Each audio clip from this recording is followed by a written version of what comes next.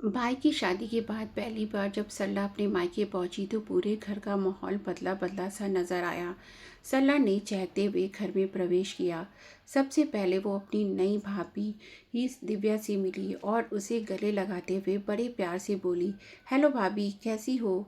अच्छी हूँ दीदी, एक फीकी सी मुस्कान चेहरे पर लाकर दिव्या ने कहा और सरला के हाथ की अटैची अपने हाथ में लेते हुए धीरे से बोली, आप सफ़र में थक गई होंगी, पहले चलकर थोड़ा आराम कर लीजिए, तब तक मैं आपके लिए चाय नाश्ता लेकर आती हूँ। यह देखकर सरला को बड़ा अटपटा सा लगा। अभी सिर्फ 2 महीने ही तो हुए हैं शादी को और दिव्या का चमकता चेहरा बिल्कुल बुझ सा गया है। सरला अपनी माँ से मिली तो माँ प्यार से उसे गले से लगाते हुए बोली, अरे इतनी बड़ी अटैची लाने की क्या ज़रूरत थी? मैंने तुझसे कहा था कि अब यहाँ साड़ियों की कोई कमी नहीं है। लेकिन माँ, साड़ियाँ तो मिल जाएंगी, ब्लाउज़ कहाँ से लाऊंगी? कहाँ पतली दुबली भाभी और कहाँ बुलडोज़र जैसी मैं? सरला ने कहा तो माँ बोली, सिर्फ काला और सफ़ेद ब्लाउज ही लाती तो भी काम चल जाता। अरे ऐसे भी कहीं काम चल पाता है? बाथरूम में साबुन तौलिया रखते हुए दिव्या ने कटाक्ष दिया। हाथ मुंह धोकर सरला ने थोड़ा आराम किया और तब तक दिव्या ने नाश्ता लगा दिया। सरला बार बार महसूस कर रही थी कि दिव्या जो कुछ भी कर रही है वह महज फॉर्मेलिटी ही है, उसमें कहीं भी अपनापन नहीं है। तभी सरला को कुछ याद आया। वो बोली, देखो तो भाभी, मैं तुम्हारे लिए क्या लाई हूँ। सरला ने एक खूबसूरत सा पर्स दिव्या को थमा दिया। दिव्या ने उचटती ही सी नज़र में से उसे देखा और अपनी सास की ओर बढ़ा दिया। यह देखकर सरला हैरानी से बोली, क्यों भाभी, तुम्हें पसंद नहीं आया? इस पर दिव्या ने सकुचाते हुए जवाब दिया, पसंद तो बहुत है दीदी, पर क्या भाभी, यह तो मैं तुम्हारे लिए लाई हूँ, अपने पास रखो। दिव्या असमंजस की स्थिति में पर्स लिए खड़ी रही। माँ जी चुपचाप दोनों को देख रही थी। क्या बात है माँ, भाभी इतना संकोच क्यों कर रही हैं? अरे अब नखरे ही करती रहोगी या उठा कर रखेगी भी? पता नहीं कैसी पढ़ी लिखी है, दूसरे का मन रखना भी नहीं जानती, नखरे तो नाक पर रखे रहते हैं, माँ ने तीखे स्वर में कहा। सरला का अपनापन पाकर दिव्या को अंदर कुछ बिखरने लगा। उसकी नम हुई आंखें ही सरला जी छिपा ना सकी। सरला अभी के लिए कोई ना कोई उपहार लाई थी। छोटी बहन उर्मिला के लिए सलवार सूट, भाई उमेश के लिए टाई और छोटे भाई दिवाकर के लिए शर्ट पीस। उसने सारे उपहार निकाल कर सामने मेज पर रख दिए। सब अपने अपने उपहार लेकर बड़े खुश थे। दिव्या चुप बैठी सब देख रही थी। भाभी, आप कश्मीर घूमने गई थी, हमारे लिए क्या लाई? सरला ने हंसते हुए दिव्या को टोका तो दिव्या एक फीकी सी मुस्कान के साथ जमीन ताकने लगी। भला क्या जवाब दे? तभी दिवाकर ने कहा, दीदी, भाभी जो उपहार लाई थी वो सब तो माँ के पास हैं, अब माँ ही आपको दिखाएंगी। दिवाकर तो बहुत बोलने लगा है, माँ ने तुरंत उसे छिड़का। इसमें डांटने की क्या बात है माँ, दिवाकर ठीक ही तो कह रहा है। उमेश ने दिवाकर की बात का समर्थन किया। अब तो भी बहू का पक्ष लेने लगा, यह कहते हुए माँ की जुबान में कड़वाहट घुल गई। इस पर उमेश रोष भरे स्वर में बोला, सरला, तुम ही बताओ कि इसमें पक्ष लेने की बात कहाँ से आ गई? मैंने तो एक छोटी सी बात सीधे शब्दों में कहा है। पता नहीं माँ को क्या हो गया है, जब से शादी हुई है तो मैं तो तंग आ गया हूँ। ज़रा सा भी बोलता हूँ तो माँ कहती है कि मैं दिव्या का पक्ष लेता हूँ। स्थिति विस्फोटक हो इससे पहले कि हम दिव्या उठकर अपने कमरे में चली गई। आंसू बहे इसके के पहले ही उसने आंचल से आंखें पोंछ डाली। मन ही मन दिव्या सोचने लगी कि अभी तो गृहस्थ जीवन शुरू ही हुआ है, अभी से ये हाल है तो आगे क्या होगा। जिस तरह सरला अपने भाई बहनों के लिए उपहार लाई है, उसी तरह दिव्या भी सबके लिए उपहार लाई थी। अपने इकलौते भाई मनीष के लिए टी शर्ट और अपनी मम्मी के लिए शॉल कितने मन से खरीदी थी। पापा का सिगरेट केस कितना खूबसूरत था, उसे याद है। चलते समय उसके पापा ने 2,000 रुपये चुपचाप उसके पर्स में डाल दिए थे कि उनकी लाडली घूमने जो जा रही थी। मम्मी पापा और मनीष उपहार देखकर कितने खुश होंगे, इसकी कल्पना से वो बेहद खुश थी।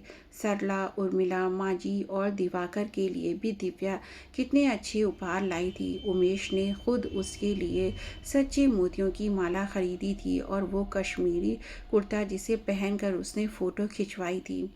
कश्मीर से कितने खुश खुश लौटे थे वो, और एक एक सामान निकाल कर दिखा रहे थे। माँ जी के लिए कश्मीरी सिल्क की साड़ी, पापा जी के लिए गरम कोट, उर्मिला के लिए कश्मीरी कुर्ता, दिवाकर के लिए घड़ी और सरला के लिए गरम शॉल। माँ जी एक एक सामान देखती गईं और फिर सारा सामान उठाकर अपनी अलमारी में रखवा दिया। तभी माँ जी की नज़र दिव्या के गले में पड़ी मोतियों की माला पर पड़ी थी। दिव्या के गले में पड़ी खूबसूरत माला को देखकर छोटी ननद उर्मिला ने कहा, भाभी क्या ये माला भी वहीं से ली थी? बड़ी प्यारी है, ज़रा दिखाना तो। और तब दिव्या ने वो माला अपने गले में से उतार कर उर्मिला को दे दी थी। उर्मिला ने पहनकर देखी तो माँ जी एकदम बोल उठी, उर्मिला ये तो तुझ पर ज़्यादा जम रही है, चल अभी उतार कर रख दे, कहीं आने जाने में पहनना, रोज़ पहनने से इसकी चमक ख़राब हो जाएगी। ये देखकर उमेश और दिव्या हैरान रह गए। उमेश ने कितने प्यार से ये पहला उपहार दिव्या को दिया था। उर्मिला और माँ जी ने उसे इस तरह से झटक लिया। इसका दुख दिव्या से ज़्यादा उमेश को था। उमेश कुछ कहना चाहता था पर दिव्या ने आँख के इशारे से उसे मना कर दिया। 2 दिन बाद दिव्या का इकलौता छोटा भाई मनीष उसे लेने आ पहुंचा। आते ही उसने भी सवाल किया, दीदी यात्रा कैसी रही, मेरे लिए क्या लाई है वहाँ से, अभी दिखाती हूँ, कहकर दिव्या माँ जी के पास जाकर बोली, माँ जी मनीष और मम्मी पापा के लिए मैं जो उपहार लाई थी ज़रा वो दे दीजिए। तुम भी कैसी बातें कर रही हो बहू, क्या तुम्हारे लाए उपहार तुम्हारे मम्मी पापा स्वीकार करेंगे? और उनसे कहने की ज़रूरत ही क्या है कि तुम उनके लिए उपहार लाई हो? फिर कल को उर्मिला की शादी भी करनी है, उसके लिए भी तो ज़रूरत पड़ेगी। घर देखकर चलना अभी से सीखो। सुनकर दिव्या का मन धुआं धुआं हो गया उठा। अब भला मनीष को वो क्या जवाब दे? जब मन टूटता है तो बुद्धि भी साथ नहीं देती। किसी तरह खुद को संभाल कर मुस्कुराती हुई लौट कर वो मनीष से बोली, तुम्हारे जीजा जी आ जाएं तभी दिखाऊंगी। अलमारी की चाबी उन्हीं के साथ चली गई है। उस समय तो बात संभल गई, लेकिन उमेश के लौटने पर दिव्या ने उसे अकेले में सारी बात बता दी। माँ से मिन्नत करके किसी तरह उमेश केवल मनीष की टी शर्ट ही निकलवा पाया, लेकिन इसके लिए उसे क्या कुछ सुनना नहीं पड़ा। मायके से मिले सारे उपहार माँ जी ने पहले ही उठाकर अपनी अलमारी में रख दिए थे। दिव्या को अब पूरा यकीन हो गया था कि वो दोबारा उन उपहारों की झलक भी नहीं देख पाएगी। शादी के बाद दिव्या के रिश्तेदारों से जो साड़ियाँ मिलीं वो सब भी माँ जी ने उठाकर अपने पास रख ली, और अब खुद कहीं भी जाती तो दिव्या की ही साड़ी पहन कर जाती। उर्मिला ने अपनी पुरानी घड़ी छोड़कर दिव्या की नई घड़ी बांधनी शुरू कर दी थी। ये सब देखकर दिव्या का मन बड़ा दुखता, लेकिन वो चुप रह जाती। कितने मन से उसने सारा सामान खरीदा था। समझता उमेश भी था, पर माँ और बहन से कैसे कुछ कह सकता था। क्या हो रहा है भाभी? सरला की आवाज़ सुनकर दिव्या वर्तमान में लौट आई। कुछ नहीं दीदी, आओ बैठो। भाभी तुम्हारा कमरा तुम्हारी ही तरह उखड़ा उखड़ा लग रहा है, बिल्कुल रौनक नहीं लगती। देखो यहाँ साइड लैम्प रखो, उस जगह फूलों का गुलदस्ता, और यहाँ पर मोर वाली पेंटिंग टांगना, बहुत सुंदर लगेगी। अच्छा बताओ तुम्हारा सामान कहाँ है? तुम्हारा कमरा मैं ठीक करा देती हूँ। उमेश को तो कुछ होश रहता नहीं और उर्मिला को तमीज़ नहीं। सरला ने कमरे का जायज़ा लेते हुए कहा, आपने बता दिया, मैं सब बाद में ठीक कर लूँगी दीदी, अभी तो शाम के खाने की तैयारी कर लूँ। दिव्या ने उठते हुए कहा, शाम का खाना हम सब बाहर खाएंगे भाभी, मैंने माँ से कह दिया है, माँ अपना और बाबूजी का खाना बना लेगी। नहीं नहीं दीदी, ये तो गलत होगा कि माँ जी अपने लिए खाना बनाएंगी, मैं बना देती हूँ। नहीं भाभी, कुछ भी गलत नहीं होगा, आज बाबूजी का मन सिर्फ खिचड़ी खाने का ही है, जब उन्हें खानी होगी तभी माँ गरम गरम बना लेगी। तुम नहीं जानती भाभी की कितनी मुश्किल से सिर्फ 2 दिन के लिए आई हूँ। मैं तुमसे बातें करना चाहती हूँ और तुम मुझसे दूर भाग जाना चाहती हो। सच बताओ क्या बात है, तुम्हारा मुंह क्यों उतरा रहता है? मैं जब से आई हूँ कुछ गड़बड़ महसूस कर रही हूँ। उमेश भी उखड़ा उखड़ा सा लग रहा है। आखिर बात क्या है, समझ नहीं पा रही। कुछ भी तो नहीं दीदी, आपको वहम हुआ है, सब कुछ तो ठीक है। दिव्या ने नज़रें चुराते हुए उदास स्वर में कहा तो सरला बोली, मुझसे झूठ मत बोलो भाभी, तुम्हारा उतरा चेहरा बहुत कुछ कह रहा है। अच्छा दिखाओ, भैया ने कश्मीर से तुम्हें क्या दिलाया? दिव्या एक बार फिर संकोच से गड़ गई। सरला को क्या जवाब दे? अगर कुछ कहा तो समझेंगी कि मैं उनकी माँ की बुराई कर रही हूँ। दिव्या ने एक बार फिर झूठ बोलने की कोशिश की, दिलाते हुए बस खून ही आए। ये सुनकर सरला बोली, मैं नहीं मानती, ऐसा कैसे हो सकता है? अच्छा चलो अपनी एल्बम दिखाओ। और दिव्या ने एल्बम सरला को थमा दी। तस्वीरें देखते देखते सरला एकदम चौंक उठी। एक तस्वीर में उमेश अपने हाथों से दिव्या को बेहद खूबसूरत मोतियों की माला पहना रहा था। ये देखकर वो बोली, देखो भाभी, तुम्हारी चोरी पकड़ी गई। यही माला दिलाई थी ना भैया ने?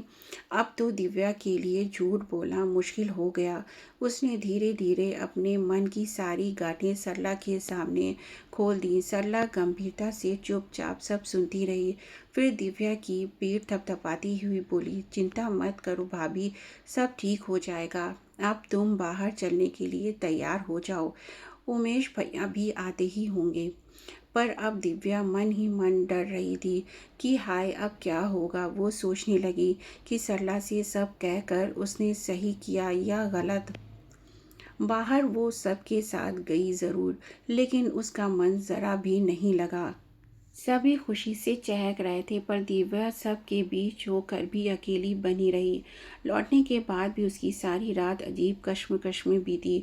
उमेश भी दिव्या को परेशान देख रहा था। उसके बार बार पूछने पर दिव्या ने सिर दर्द का बहाना बना दिया। दूसरे दिन सुबह नाश्ते के बाद सरला ने कमरे में आकर कहा, भैया आज आपके दफ्तर की छुट्टी, मैटिनी शो देखने चलेंगे। उर्वशी सिनेमा में बहुत अच्छी फिल्म लगी है।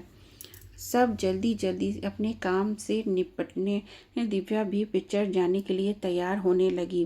तभी उसकी छोटी ननद उर्मिला ने आकर कहा, भाभी, माँ ने कहा है आप ये माला पहन कर जाएंगी। और माला के साथ ही उर्मिला ने उसकी घड़ी भी ड्रेसिंग टेबल पर रख दी। ये देखकर दिव्या को बड़ी हैरानी हुई। उमेश भी कुछ नहीं समझ पा रहा था, आखिर ये चमत्कार कैसे हुआ। सब पिक्चर देखने गए, लेकिन उर्मिला, माँ जी और बाबूजी घर पर ही रह गए। दिव्या और उमेश पिक्चर देखकर लौटे और अपने कमरे में गए तो जैसे उन्हें अपनी ही आंखों पर विश्वास नहीं हो पा रहा था। ये कमरा तो उनका अपना नहीं था। इस कमरे में तो सब कुछ बदला बदला सा था।